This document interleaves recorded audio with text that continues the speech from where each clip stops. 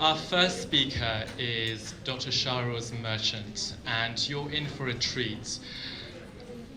Dr. Merchant is a medical oncologist with over 10 years of experience in the NHS. She completed her degree in Guy's and St Thomas's Hospital, and she went on to complete her PhD, a higher research degree, exploring novel ways to image breast cancer. She has extensive experience in chemotherapy, immunotherapy, treating both breast and lung cancer. She currently works at Imperial College NHS Healthcare Trust, as well as Northwest London Hospital. So please join me in welcoming Dr. Merchant.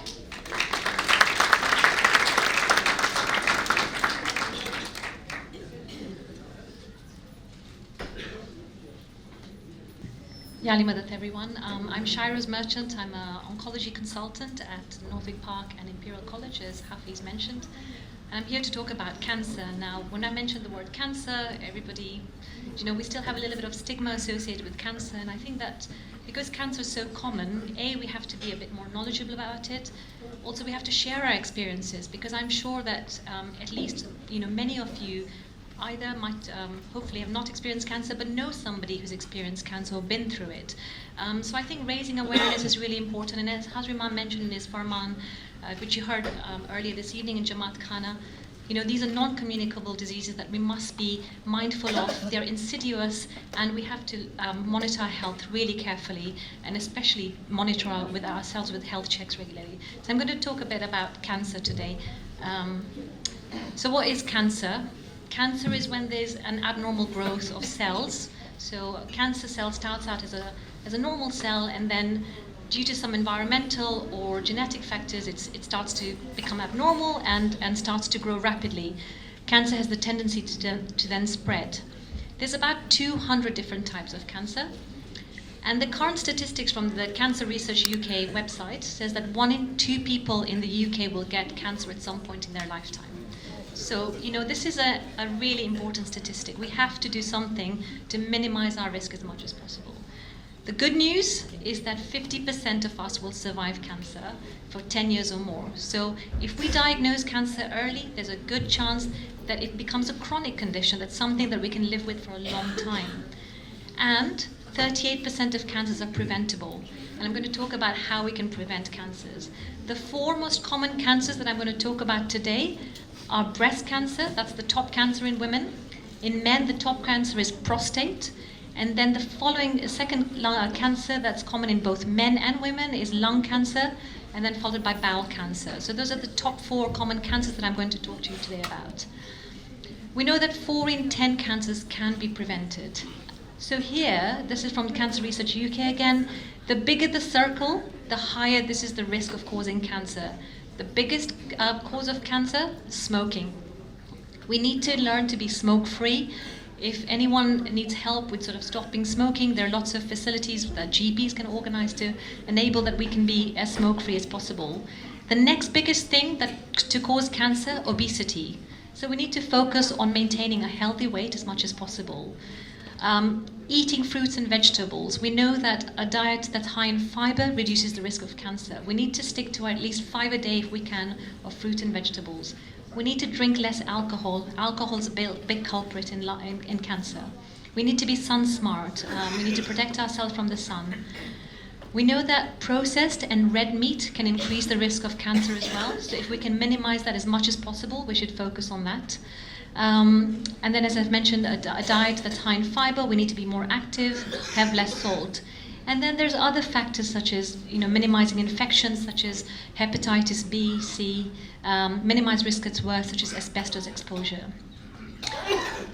The other way that we can prevent cancer or catch it early is through our NHS screening programs. Currently, there are 3 screening programs: breast cancer, cervical cancer, and bowel cancer. And all the screening is really important to pick up cancer at an early stage and therefore be more curative. Breast cancer screening program is offered to women over the age of 50, and women are offered screening every 3 years. And by 2012, the plan was to extend it from 47 to 73, and across the UK they are increasing the range of women being offered mammography. Cervical cancer screening is normally offered at the age of 25, 3 yearly, and then after that, after 50s, every 5 years. After the age of 65, you can request screening, as can women over the age of 70, they can request breast cancer screening. And the bowel cancer screening occurs, you get offered that at the age of 60 years. It involves sending a stool sample to the lab where they check for blood in the stool. And then if there is blood in the stool, you're invited for further tests like a camera test to detect if there's a cancer or a precancerous growth. Interestingly, the statistics from the screening program show that there's only a 70% uptake of screening. I'm sure our Jamaat is really aware of the screening program, and hopefully those statistics don't involve us. But if there's any one of us who's a bit reluctant to go on screening, I highly encourage that we attend screening and improve the statistics, both in terms of picking up cancer early, but also improving our survival from this. So I'll talk about the main cancers first. Breast cancer, as I said, is the most common cancer in women. It affects 1 in 7 of us. The older we get, the higher we are at picking up, the higher risk we are of getting breast cancer. So age is the biggest risk factor. We know that people who have a family history, there's a genetic reason. So if you have more than one family member affected by breast or prostate cancer, speak to your GP about whether there could be a genetic link there. There has been a lot of press about hormone replacement therapy, or HRT. A lot of women, as they get into the menopause, require HRT for their general well-being. So it helps with improving bone health, it helps with preventing heart disease. But we know that there is a risk associated. So if you've got a family history of breast cancer, speak to your GP, ask them about the pros and cons, because HRT is important for women's well-being, but at the same time there is a small risk associated with having cancer. But if I put that in context, if I look at 1,000 women with breast cancer, we know that about 24 women will get breast cancer out of those 1,000. An additional 24 women will get cancer due to obesity. Only about 4 women extra will get cancer due to HRT. So you can see the relationship with HRT and breast cancer. Yes, there is a risk, but not as big as obesity, alcohol, etc. Breasts should be checked regularly. Even in between mammograms, we should be checking our breasts regularly. If you are not sure how to check your breasts, if you want some more advice, I'm more than happy to speak to any Jamaati members after this talk and discuss how to self-examine. And we have some leaflets at the back as well. So we should be looking for any change in our breasts, any change in the shape, size, change in the skin, change in the way that the nipple looks, any dimpling or lumps. This is quite a good sort of poster that came out in social media, and I thought it was really good. It says, let's talk about lemons, and so it kind of depicts sort of what we could find on breast cancer when we examine our breasts. So we can see a thick area, we can see a lump, there might be a dimple on our breast, a growing vein, nipple crusting, a sunken nipple, it could be red or hot, nipple discharge.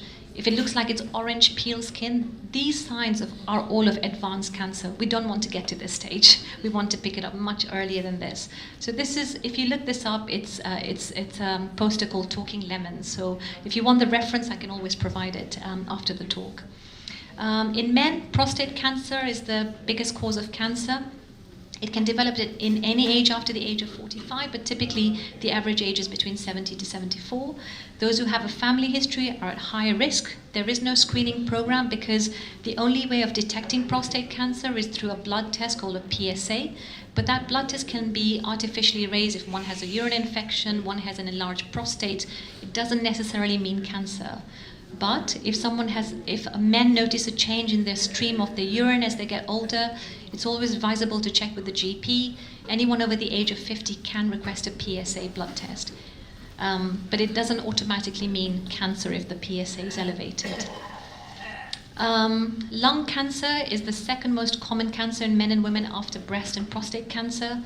Typically, when one has lung cancer, it's usually at an advanced stage because it starts to grow and then causes symptoms such as cough, breathlessness, weight loss. We know that 70% of cases are caused by smoking.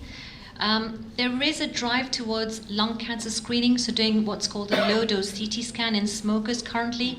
There are trials going on across the UK to see if we can implement this across the whole of the UK, but currently there's something called a lung health check across the UK. So if anyone is aged between 55 and 75 who's had a smoking history, you want to go for this lung check, you can request it through your GP. And essentially what it does is it's like a blowing test, and they look for certain chemicals in that blowing test, and if it's positive, then you get referred for a CT scan. So it's a good way of detecting lung cancer at an early stage. But at the moment we don't have screening, but this is something that we're sort of driving towards. What about e-cigarettes? Might be a question about that. E-cigarettes are becoming quite a popular thing these days. The good thing about e-cigarettes is that they don't have tobacco in it, which causes cancer, but they do have nicotine in it, and nicotine can be addictive. So at the moment, e-cigarettes are supposed to be a way of stepping down from cigarette smoking rather than encouraging, although it has become quite fashionable in the younger age now, but we have to be careful that it's associated with addiction, but not necessarily cancer. So I think the jury's still out about e-cigarettes. The other thing I wanted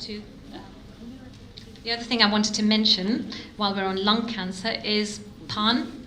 Pan doesn't cause lung cancer, but it causes mouth cancer. I know, we are a Jamaat that probably likes a bit of pan, but regular pan has tobacco, and it can increase the risk of oral cancer. And I just wanted to quickly also mention shisha smoking, because again, I don't think there's enough awareness about shisha. So these are a few facts from Brand Council. Shisha has cancer-causing chemicals. Shisha contains tobacco. Shisha can give you oral herpes because of sharing of shisha pipes. And shisha smoked for 45 minutes is equivalent to smoking 100 cigarettes. So please, be mindful that shisha smoking is not without its risks. Even if you go to a restaurant and they tell you it's tobacco free, I would double check that because I wouldn't trust anyone. Shisha is associated with quite significant problems, and shisha can cause gum disease, bad breath, tooth loss. So just as much as smoking is a hazard, so is shisha smoking. Sorry? Or sapari, yeah, that's part of pan. And lastly, I'll just talk quickly about bowel cancer. I might be running out of time, sorry. It's the fourth most common cancer in the UK, affects both men and women. Usually, majority of cases, 80% occur in people over the age of 60 years old. If you notice any bleeding associated with your stool from your back passage, any change in your bowel habit, if you've got more looser, frequent stools, it's going on for more than 6 weeks, please see your GP.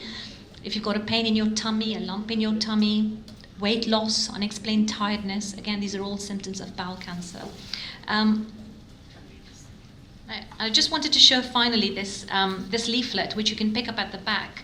And it's really good. It's by Macmillan, and it talks about the symptoms and signs of cancer.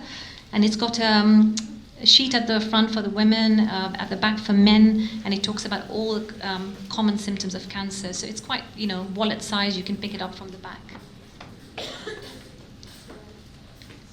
So finally, just to say, cancer is not, it's not something that is terminal these days. As I said, there is a really good chance that if caught early, it can be cured, it can be put into remission, it becomes a chronic illness.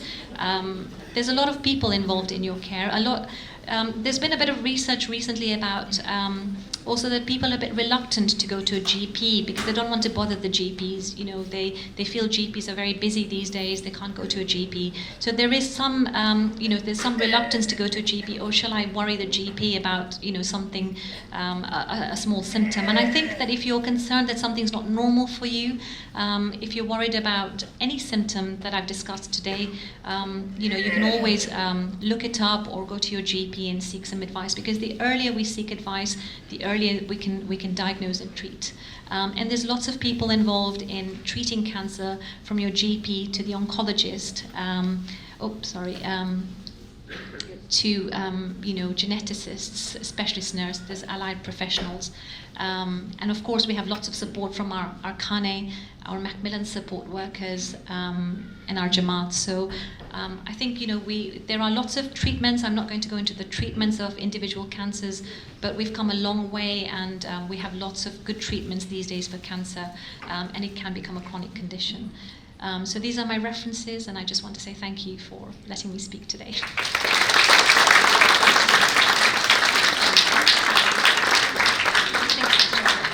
Please welcome Dr. Zareen Sheikh.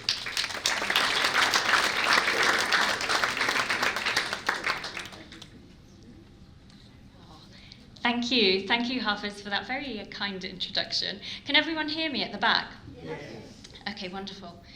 So my name is Zareen, and as Hafiz said, I am a consultant cardiologist, and I have 18 years experience in the NHS. Now, I'm actually a very passionate advocate of the power of lifestyle medicine to not only prevent, but to reverse heart disease. And I'll tell you why and how I got to that conclusion. And I think just to put everything into context, and to put into context why I'm here talking about prevention, I think it's only fair that I really share with you my story. So, as I said, I qualified 18 years ago into a busy, very fast-moving, fast-paced life. There was lots of stress, but there was lots of, satisfaction with what I was doing, and I loved it. I loved it for a very, very long time. But I didn't realise that slowly, what was building up was fatigue. What was building up was neglecting what I was eating, neglecting my sleep. And I just thought, I'm invincible, this is fine, I can cope, get on with it. But about 3 years ago, I started getting physical symptoms. And I thought, I don't quite understand what's going on, I'll go and see the GP. So I went and saw the GP, I got some medication, that didn't really help. Everything carried on, the physical symptoms got worse. I then ended up in hospital for a period of time as well, because no one really knew what was going on. And one of my friends took me aside and said, Zareen, have you actually looked at your life? You're not sleeping properly, you're not eating properly, you're not really exercising, you're not looking after yourself. I'm not surprised that you've now become unwell. So maybe you should actually look at yourself and think about how you can change.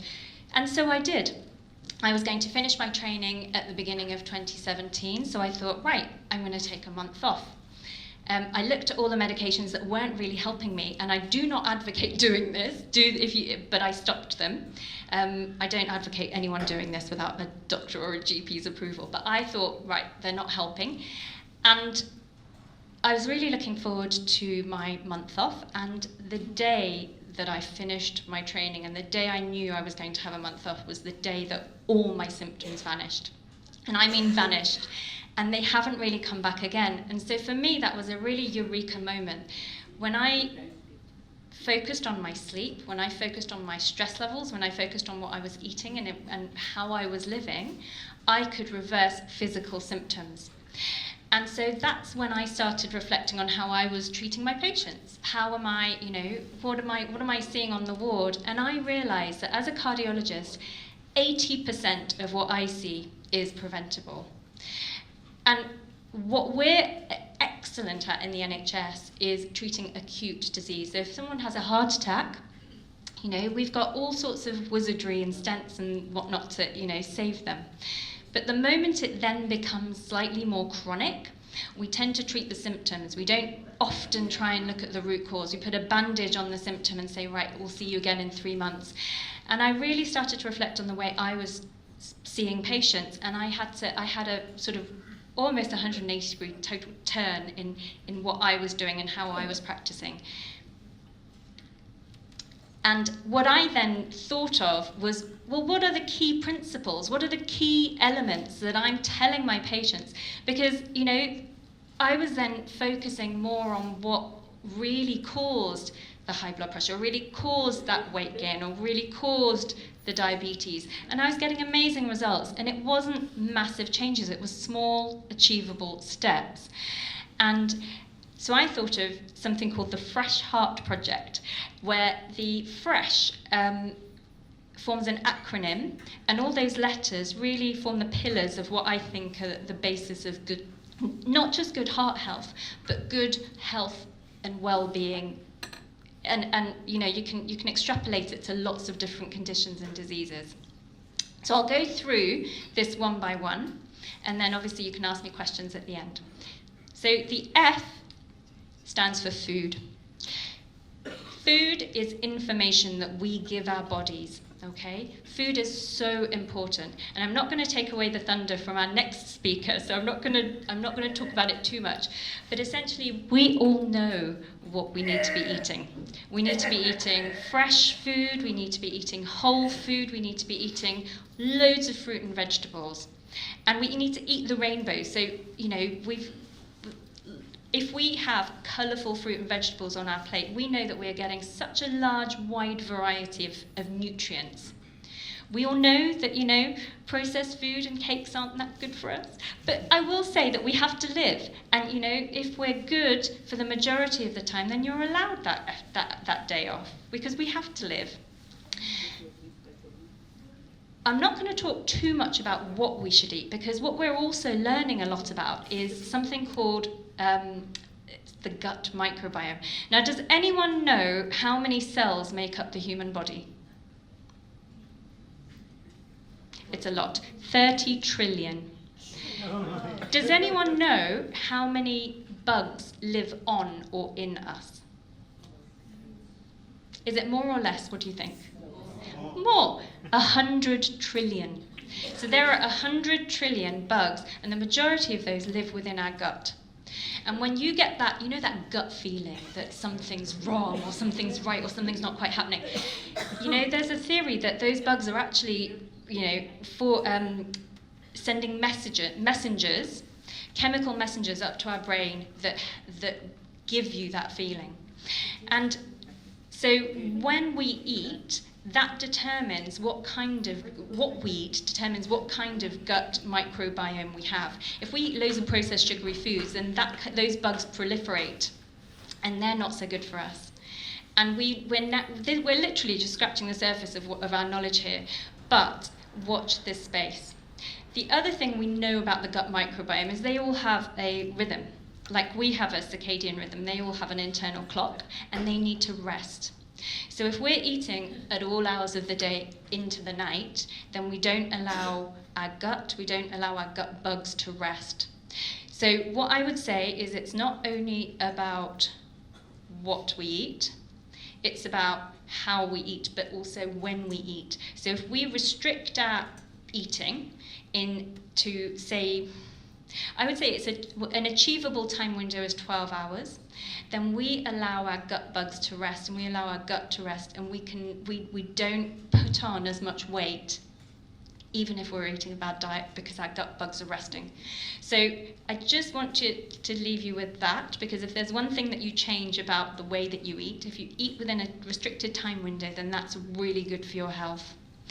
And the other thing I would say is just, you know, people with good habits do better. So just make it really hard to eat bad food.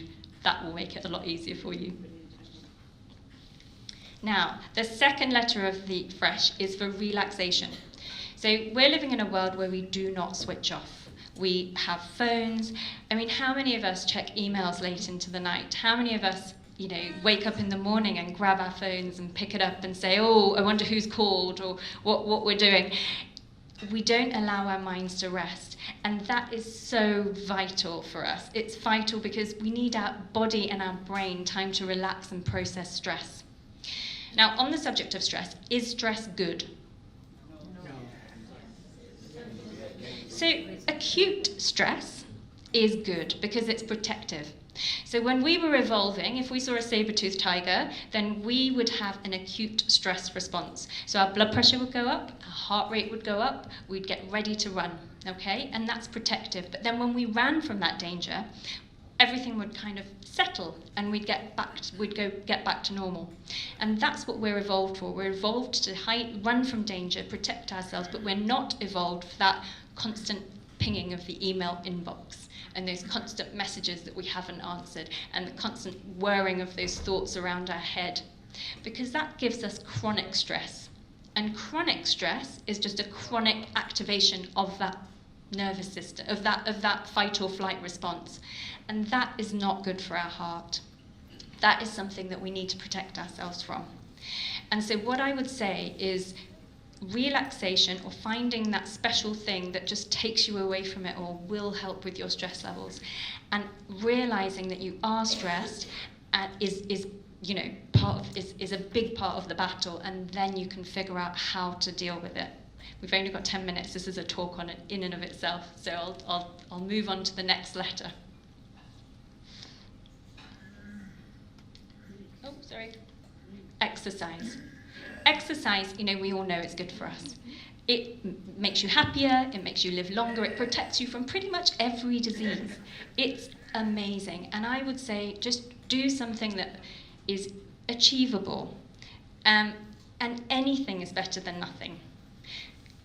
How many of you have a gym membership or a regular form of exercise that you... Can I have a show of hands? Brilliant. I have a gym membership, I don't use it.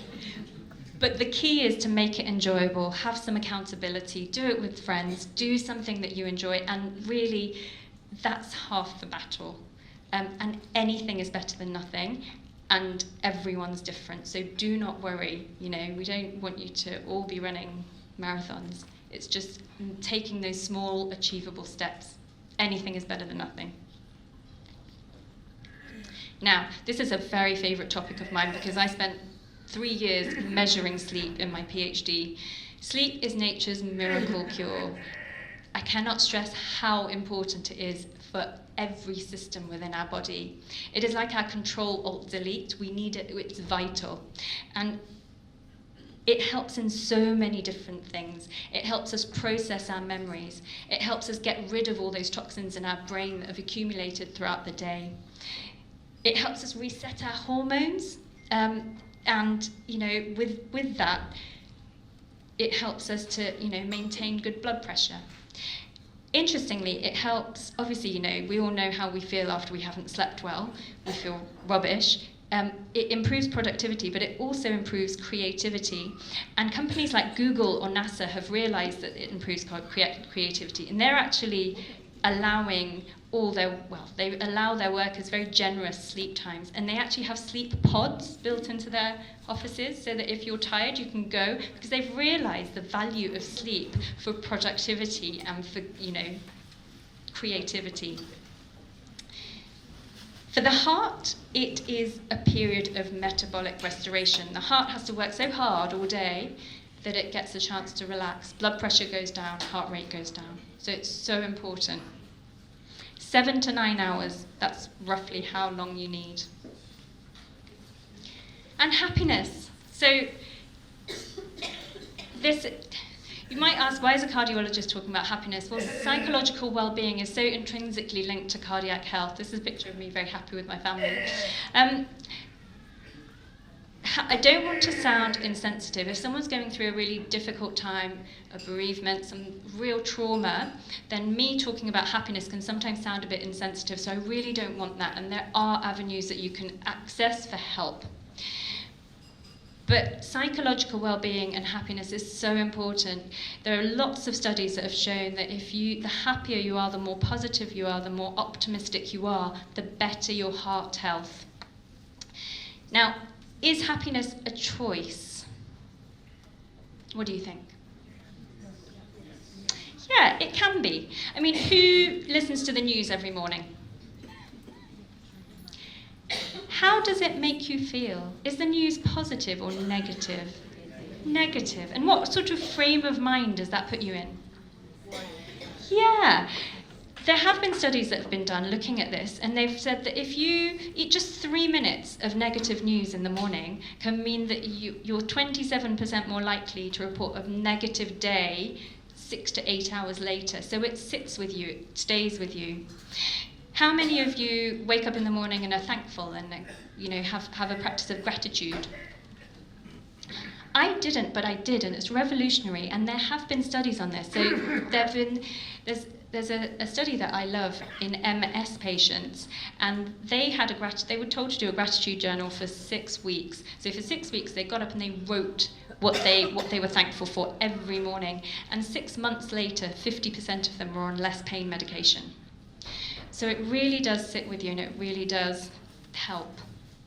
And it is sometimes a choice, and it is the lens through which we frame our lives. Is it contagious? Yes, absolutely. So if you look at whoever's sitting next to you and you smile at them, you cannot help but smile back. And that's because we have something called mirror neurons. And if I smile at Hafiz and he smiles back at me, if I'm not smiling and Hafiz smiles at me, my mirror neurons are telling me to smile. So if I don't smile back, then I'm fighting my motor neurons, which is my action neurons, they're fighting my innate mirror neurons. And this is how we've survived as a species, because we connect to each other. We all, we have this ability to mirror each other. How many of you have yawned and someone else has yawned with you? How many of you have tapped your foot at a airport waiting at the gate and then everyone else becomes anxious? It is because these feelings are contagious. So smiling, can sometimes really make a difference. And the last bit that I feel is fundamental to happiness is community. And it's this connection that we are neurobiologically hardwired to have. And that's why, I'm so proud to be part of the Smiley community, because it's a tribe, it's a community. We all have a sense of purpose and belonging, and we can get real strength from that. But loneliness is a real issue, and it's, Theresa May, when she was Prime Minister, appointed a minister for loneliness. I think that's quite sad, but I guess quite good in a way. So happiness, I think, is one of the key pillars, because without that, I think everything else will fall apart. So, how do you get a fresh start to your heart? Food. Eat a healthy diet, but eat it in rhythm with your body. Relaxation. Find that thing that brings you inner joy, inner peace. And for a lot of us, that can be attending Kanu. Exercise, make it enjoyable. Sleep, I haven't had a chance to talk about my top sleep tips, but I can answer any questions at the end. But light, caffeine, temperature, these are all important. And happiness, it's all about really giving yourself permission, and giving yourself permission to enjoy life to the full. And certainly, when I started giving myself permission to heal, and when I started giving myself permission to put my own oxygen mask on first, and it wasn't, I've still got a long way to go. I talk about small achievable steps, and it is really small achievable steps. But when I started focusing on myself, I became a better doctor, I became a better mother, and I became a better, wife. And so I'm so passionate about spreading this message, because I really do believe that we can empower ourselves to live a life that we love, and then we won't need to worry about all these diseases. So I want to leave you with this, that great change does really come with small steps, and that will really empower you to live a life that you love.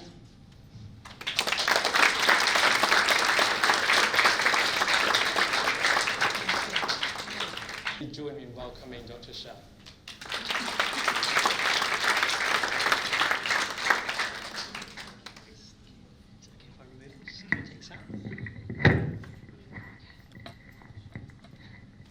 Hi everyone, it's a pleasure to be here. Thank you for having me here.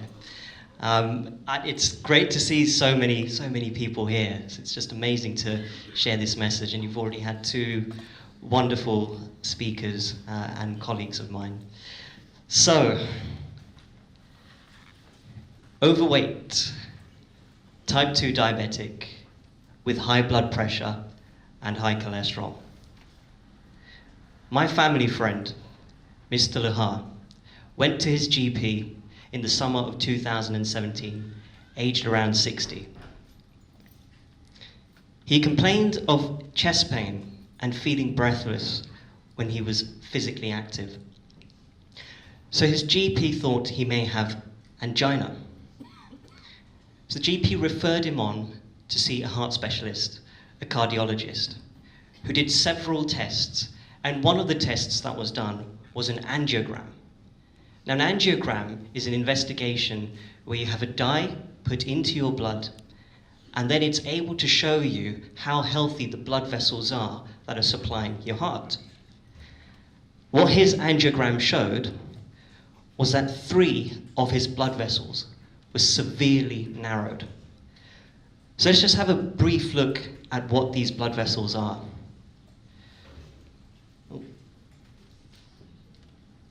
So, these blood vessels that you see here are known as the coronary arteries.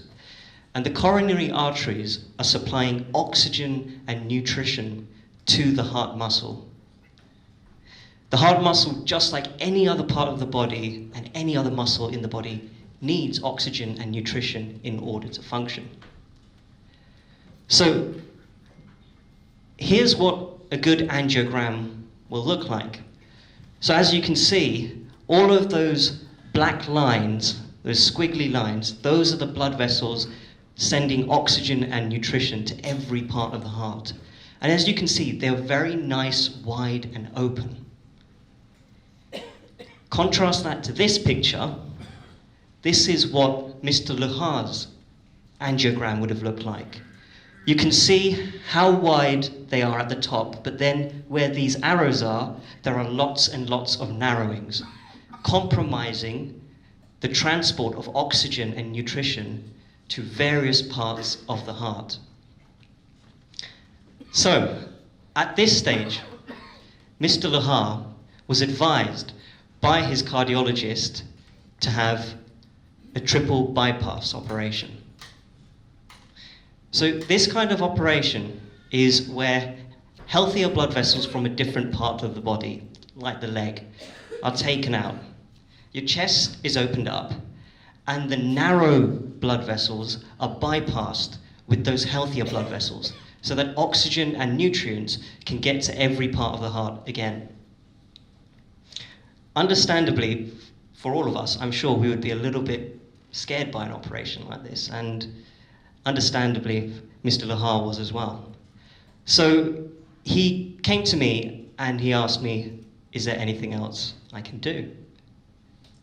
And so I introduced him to the work of Dr. Caldwell Esselstyn, a cardiothoracic surgeon based in the Cleveland Clinic in America, one of the world-renowned cardiology and general clinics in the world. Dr. Caldwell Esselstyn has showed that he was able to successfully improve and reverse heart disease, not with a magic pill, not with a magic procedure, but with nutrition. So what did he advise his patients? He advised them to go on a low-fat, whole food, plant-based diet, which focuses on fruits, vegetables, whole grains, legumes, which are things like beans and lentils, seeds, herbs and spices. He cut out all animal products. And he also cut out the SOS. Can you guess what SOS is? Salt, oil, sugar, yeah. Or sugar, oil, salt, whichever way you want to say it. So, he made them cut out the big SOS, all right? Why did he do this? Because of something called nitric oxide. So we have blood vessels going from head to toe, and the blood vessels are supplying oxygen and nutrition to every part of the body.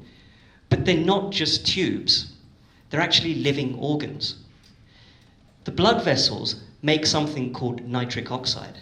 And nitric oxide helps our blood vessels to relax, keeping our blood pressure safe and normal. But additionally, nitric oxide also protects our blood vessels from damage and inflammation, and therefore protects the blood vessels from becoming narrowed because of the collection of cholesterol. So nitric oxide is a really, really powerful substance. And it so happens to be that things like animal products and processed products like sugar, oil, and salt can actually reduce the reduction of nitric oxide, increasing the risk of furring and narrowing of your blood vessels. And whole plant foods do the opposite. Whole plant foods provide all the wonderful nutrients in order to protect your blood vessels, but also have the power of reversing disease as well. And this was shown by Dr. Caldwell Esselstyn. Now, if you look at this picture just at the top over there, it shows a picture, an image of the heart. And the red areas show good blood flow, good oxygen and nutrition getting to the heart. But as you'll see with the white arrow, there's a very dull area, and up from that there's a yellow section as well. That suggests that there's less blood flow to those areas. Now, if you compare that to the bottom one, you can see that there's far more red color going around the heart. So again, was this some kind of special pill? Some kind of special procedure? No. 3 weeks on a whole food plant-based diet, and you saw complete reversal of heart disease. Just 3 weeks. Now, if you look at this picture, the black and white picture, the first one just over here. So this is showing an angiogram again. And if you look at the top, the blood vessel is nice and wide. And as you come down here, it's very narrow.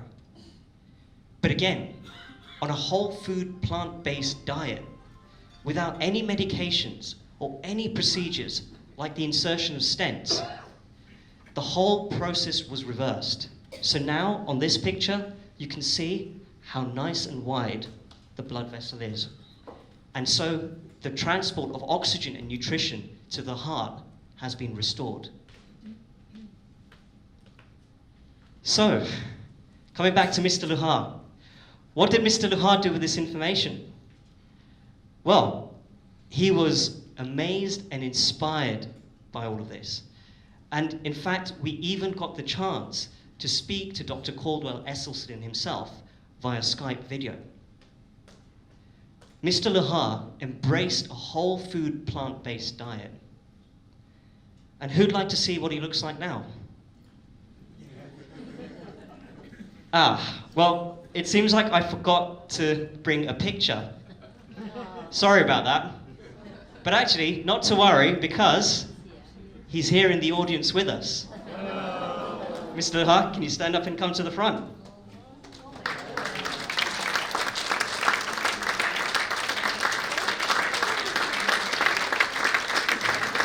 So, amazing, right? Absolutely amazing. You can see the complete difference of how he is now to what he was 2.5 years ago.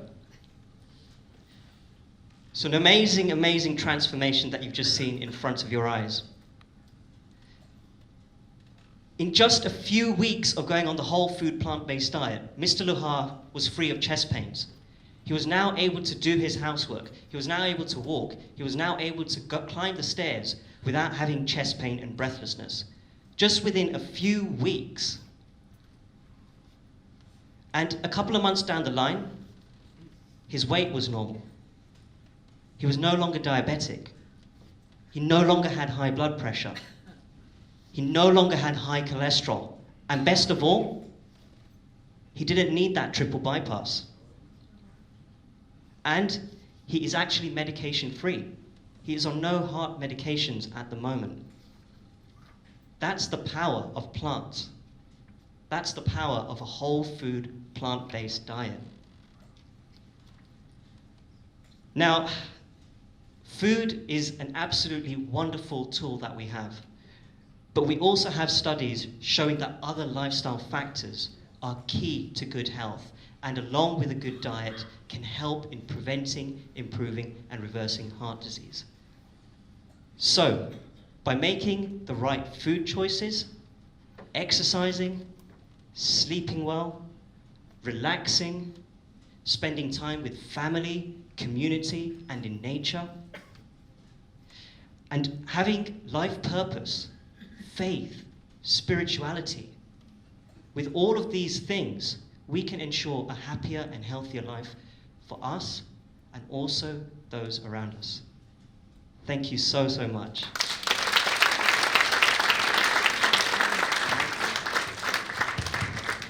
Thank you very much, Dr. Shah, for that very insightful talk.